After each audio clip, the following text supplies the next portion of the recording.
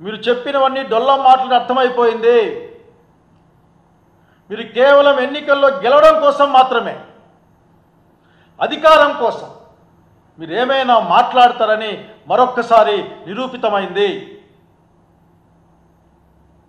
మీ IAS ఆఫీసర్లు బహుశా first time మీ హయాంలోనే మీ ఐఏ ఆఫీసర్లు వేరే ఐఏఎస్ ఆఫీసర్లు ఐపీఎస్లో డిమార్కేషన్ వచ్చింది. చాలా దురదృష్టకరం.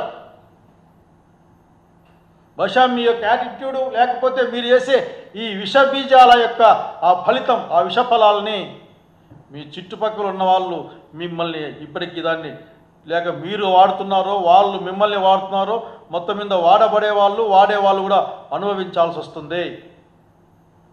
ఇందులో ఏమీ లేదు. మీరు ఎదుగుతూ ఉన్నారు. ఎంత తమాషగా ఉందంటే మీరు కంక్లూజన్కి వచ్చేసి ఆ కంక్లూజన్ కోసం మీరు కారణాలు వెతికే పరిస్థితి. మీరు ఏందో మీకేం కావాలో బుర్రలో పెట్టుకొని దానికోసం వెతుక్కొని కరెక్ట్ సమాధానాలు ఇవ్వలేదని ఒక మాట. కరెక్ట్ సమాధానం అంటే ఏందో స్లిప్ ఇవ్వచ్చు కదా పాపం వాళ్ళకి వచ్చిన వాళ్ళకి, ఇవే చెప్పండి మీరు అని. కనుక అసలు లిక్కర్ స్కామ్ ఏదో చెప్పాం కదా అప్పట్లో మీరే. ఈరోజు జరుగుతున్న పరిస్థితి గమనించండి. మీరు ఇబ్బంది ఏం లేదు, చిన్న విషయం, ఎక్కువ దూరం పోతండి. మీరు కొత్తగా కడుతున్న ఇంటి చుట్టుపక్కల ఏదైనా పోతే మీకు బెల్ట్ షాప్ కనిపిస్తుంది. బెల్ట్ షాప్లో రేట్లు కనిపిస్తాయి. ఆ షాప్ ఎవరి పేరుతో ఉందో తెలుస్తుంది. ఆ షాపులు ఏ విధంగా వచ్చాయో తెలుస్తుంది. ఆ షాపులు ఎంత ప్రజాస్వామ్యయుతంగా పేర్లకు వచ్చాయో తెలుస్తుంది. ముఖ్యమంత్రి గారు మిగతా వాళ్ళ గురించి ఆలోచిస్తలేవు. ముఖ్యమంత్రి స్థానంలో కూర్చున్న మీరు రాగద్వేషాలకు అతీతంగా రాజ్యాన్ని పరిపాలించాలి, రాష్ట్రాన్ని పరిపాలించాలి. మీరు రాగద్వేషాలకు అతీతంగా కాకుండా ఏం మాట్లాడరు. మీరు అసలు ఆశ్చర్యం వేస్తుంది. అసలు ఏం చంద్రబాబు నాయుడు గారు పాపం అని ఇదేది అసలు ఇట్లా మాట్లాడుతున్నాడే.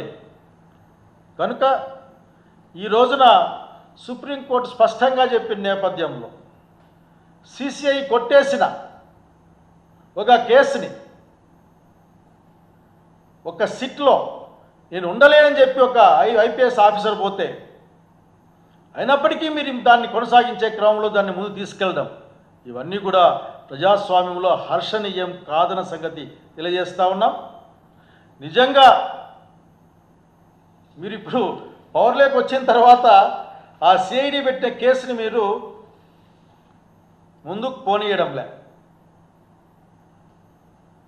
బాబు గారు మిమ్మల్ని గుర్తు చేస్తాను, అట్లాగే సంబంధిత అధికారులకు గుర్తు చేస్తూ ఉన్నా. ఆ కేసు ముందుకు పోవడంలే. చాలా ఆధారాలు ఉన్నాయి. Note to copy to PS to CM సంతకం పెట్టిన నాటి మంత్రి, డిజిటల్గా మీరు అప్రూవ్ చేశారని చెప్తున్న ఆ రోజు విషయం, అట్లాగే మాఫీ చేసిన దాదాపు 1300 కోట్ల రూపాయల ప్రివిలేజ్ ఫీజ్, అట్లాగే ఇంట్రడ్యూస్ చేసిన అనేకమైన కొత్త బ్రాండ్ల గుర్తులేవు, బ్రాండ్లు ఏంటో అని 2-3 గుర్తున్నాయి అంతే. అట్లాగే డిస్టిలరీలకు పర్మిషన్ ఇచ్చింది మీరే అన్న సంగతి కూడా గుర్తు చేస్తూ ఉన్నాను. డిస్టిలరీలకు పర్మిషన్ ఇస్తే ఏమన్నా వస్తుందో తెలియదు, కానీ డిస్టిలరీలు ఇకపోతే ఏమొస్తుందో మీరు చెప్పాలి. మీ మనసులో ఉన్న దురుద్దేశం ఏంటంటే రాజకీయంగా జగన్మోహన్ రెడ్డిని ఎదుర్కోలేక, ప్రజల్లో జగన్మోహన్ రెడ్డికి పెరుగుతున్న ఆదరణ, ప్రజల యొక్క ప్రేమను చూసి తట్టుకోలేక, దాన్ని అడ్డుకోవడం చేతగాక, ప్రజాస్వామ్య పద్ధతిగా ముందుకు రావడానికి మీకు ఏమాత్రం అవకాశం లేక, దాన్ని ఓర్వలేకనే మాట కాదు కానీ దాన్ని చూసి భయపడుతూ ఈ కార్యక్రమం చేస్తూ ఉన్నారు. మీ యొక్క ప్రతి చర్యను కూడా వైసీపీ కార్యకర్త గమనిస్తూ ఉన్నాడు. మీరు వేసిన లేక మీరు భయపెడదామనుకున్న ప్రతి అంశం కూడా తేలిపోయింది. అంశం అది. వైసీపీ కార్యకర్త ఈ రోజున భయపడడానికి సిద్ధంగా లేడు. ప్రజాస్వామ్యబద్ధంగా చట్టానికి లోబడే ఏ విధంగా రక్షించుకోవాలో పార్టీని, ప్రజల్ని అని ఆలోచిస్తూ ఉన్నాడు. దీన్ని గమనించమని కోరుతా ఉన్నాం. ఇప్పటికైనా మునిగిపోయింది లేదు. కక్షపూరిత రాజకీయాలకు మీరు ఆపేసేయండి. ఇది మంచిది కాదు. ఏదైనా సరే మనం ఏమిస్తే అదే ఎదిక్కి వస్తుంది. బాబు గారు ఈ మాట చాలాసార్లు మన అయ్యవాళ్ళు మనకు చెప్పినారు. మనం ఏమిస్తే అది మనకు వస్తుంది తిరిగి. దయచేసి అర్థం చేసుకోమని కోరుకుంటూ, విచక్షణతో కూడిన ప్రజలకు మేలు చేసే విధంగా, ప్రజల జీవితాలని బాగు చేసే విధంగా, ప్రజల జీవితాలు శాంతి భద్రతలతో సుఖంగా ఉండే విధంగా ఏ విధంగా ఉండాలి అనే విషయాన్ని మీ ముందు సీఎంలతో కూడా, మీ సీనియర్లతో చర్చించి నిర్ణయం తీసుకోమని కోరుకుంటూ, నేను లేని వాటిని మీద టైం తీసుకోవద్దండి. ఏమీ కాదు, కొద్ది రోజులు ఇబ్బంది పెట్టచ్చు కాక, మీరు ఇబ్బంది పెడితే, లేక కొద్ది రోజులు మిగతా పనులు మానేసి ఈ పనుల గురించి ఆలోచించాల్సి రావచ్చు కాక, అంతేగాని అంతకుమించి ఏమి ఉండదనే విషయాన్ని మీకు గుర్తు చేస్తూ ఉన్నా. నిజంగానే please give direct instructions to your CID department.